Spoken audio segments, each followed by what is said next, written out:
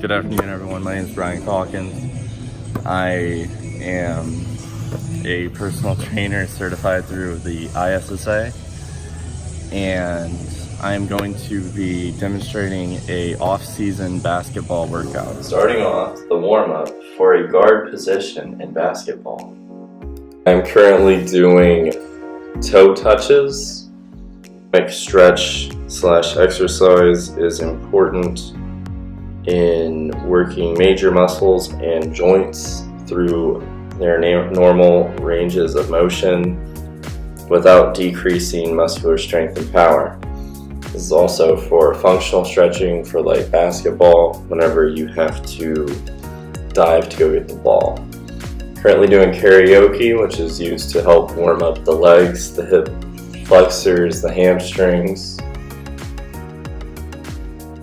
Next, I'm doing butt kicks, which is also used to help warm up the hamstrings, the calves, the gastrocnemius.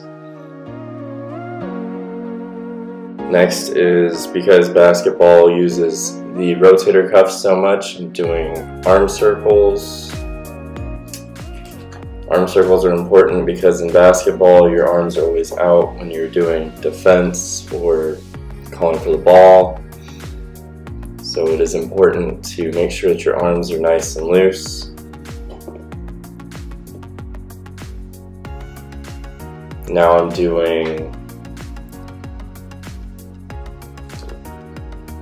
not sure what this is called, but I know it utilizes your core, your legs, your hamstrings, your glutes, shoulders, and just really helps warm up everything. It's one of my favorite stretches. Whatever we do on the court now is going to play over into the actual season.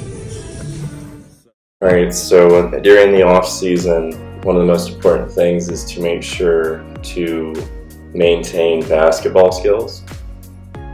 So currently right now I am practicing the crossover move, and it's important to keep the ball about knee level, and currently doing the behind the back the behind the back move for basketball. Now I'm doing the spin move. A little bit tripped up right there, but it's okay, we got it.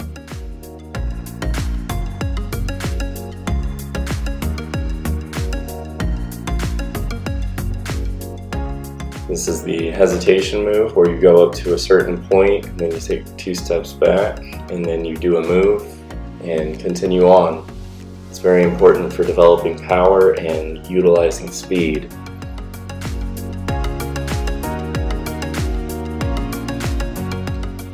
Next, we're going to practice our layups. It's very important to always be efficient at shooting layups because you never know when you'll be at the basket getting ready to shoot.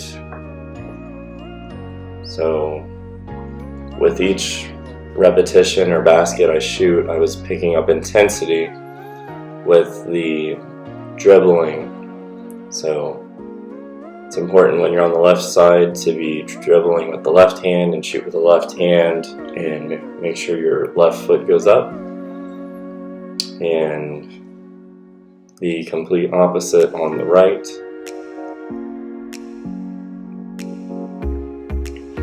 One of the best things to do after doing layups and your heart is extremely elevated is to shoot a free throw. So we are looking to see if we can maintain our composure so that we can shoot a free throw, because free throws happen a lot in basketball and they are going to be needed. It's going to be needed to practice the exact same form and follow through in order for maximum efficiency. Alright, after that little quick break, we are going into what is called the Mikan drill. You start underneath the basket and you do as many layups in a minute as you can and if the ball touches the ground, you have to repeat. the exercise. And this is the reverse mic-in, which has the exact same rules. You do it for a minute as well, and you see how many of these you can make in a minute. I only did it for maybe 15 to 20 seconds. Alright, now we are getting into the plyometric training in the outside. It was really windy out there, but I am bounding, practicing bounding. So we picked a position to start from, and the ending position, which is the second line down there on the track. So this exercise is going to develop power, and power is needed for basketball because it is important to be able to jump and to control yourself upon your landing. So there would be 90 seconds of rest between doing these events. So now I'm doing two-leg bounding back to the starting position.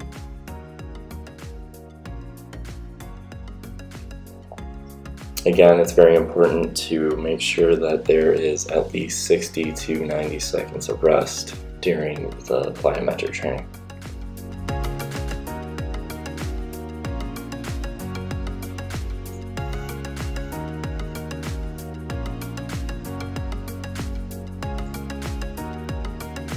And one more.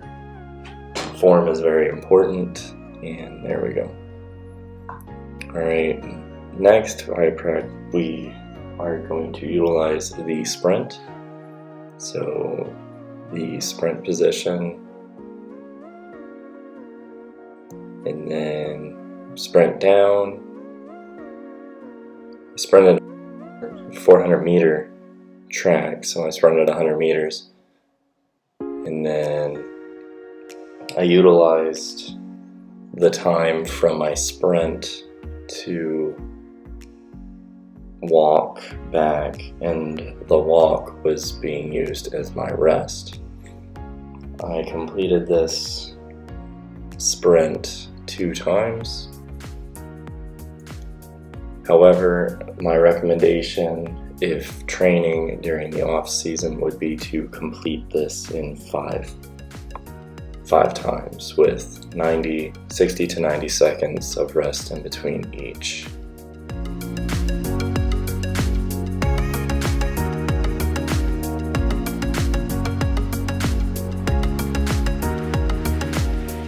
It's very important to allow the muscles ample time to recover between each exercise.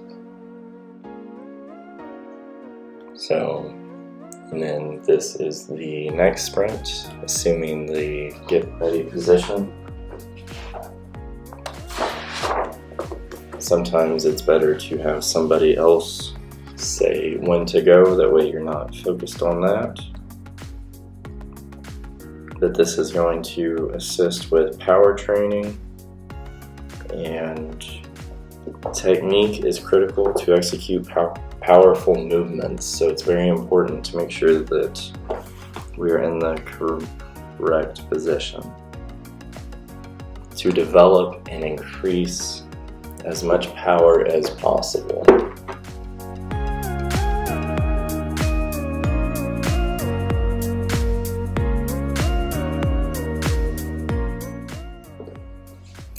So walking back, making sure the muscles are relaxed, trying to bring the heart rate back down for the weightlifting portion that we are going to be doing back inside.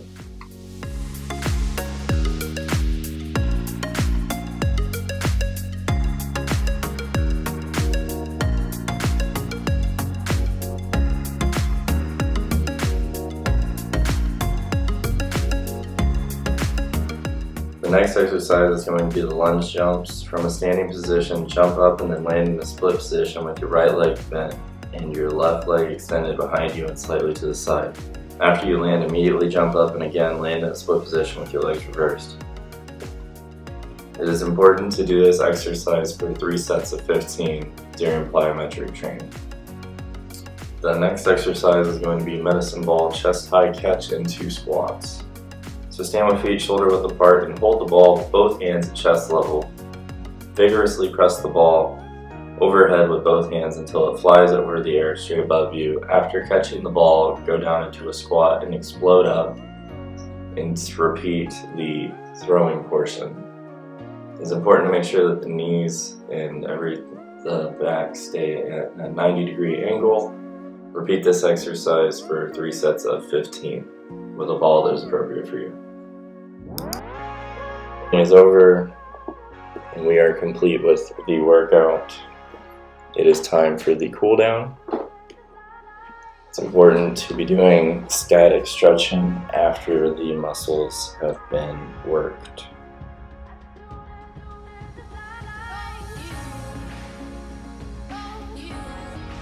So this is the standing hamstring stretch. I'm going to hold each stretch for 30 seconds.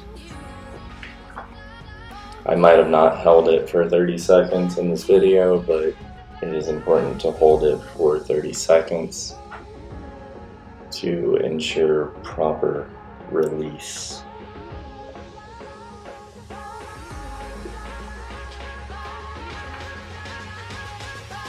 Very important during the off season to prevent as much loss of range of motion as possible. And this is the shoulder over stretch.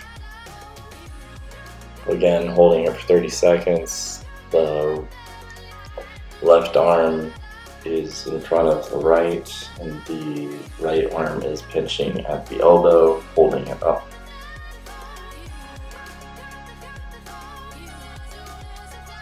And repeat on the other side for the across the body shoulder stretch.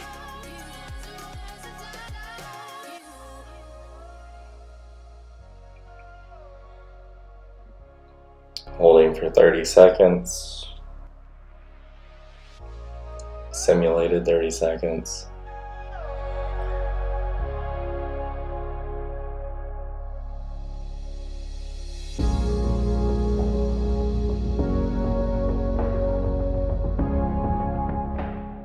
Next, I've stretched out the triceps shoulder area by doing a reverse, by holding my hands behind my back and interlocking my fingers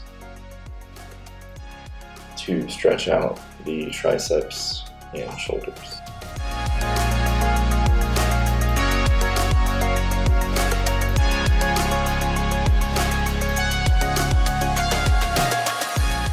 Now I'm doing shoulder stretch, but it's actually more of a nerve glide. I was taught how to do this in physical therapy. It helps with releasing tension. Again, that would be held for 30 seconds as well. That helps stretch out the chest, the shoulder, helps release pressure in the nerves as well.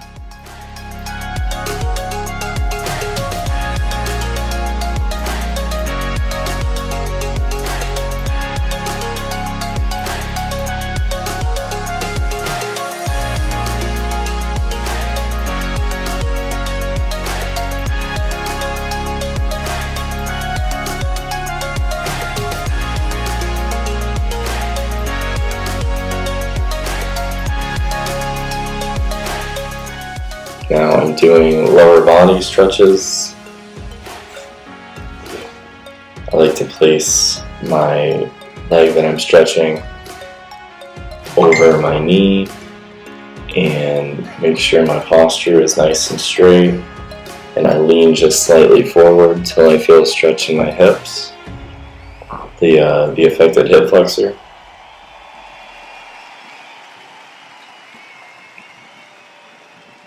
And then after 30 seconds, I switch to the other side as well. It's It's very important when stretching to feel mild stretch and to make sure that you're not feeling pain. It's very important to make sure that we're practicing diaphragmatic breathing as well. And this is the thigh stretch. It stretches the hamstring, the glutes.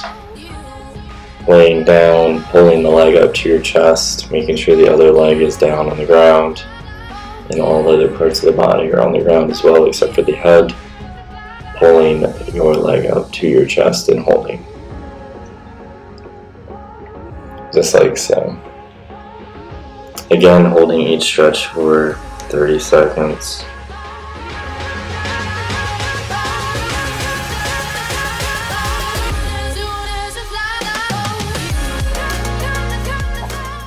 This is going into the seated hamstring stretch.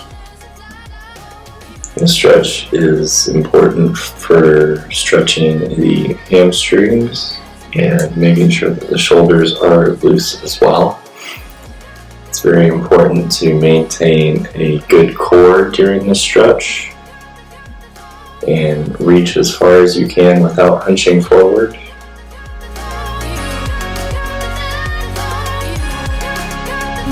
And that's the end of an off-season workout for a basketball. There are other aspects of training on the off-season, such as like weightlifting, continuing to incorporate basketball skills. But what we did today was speed, plyometric, and basketball drills, along with a little bit of agility. All right, thank you, and hope to see you soon.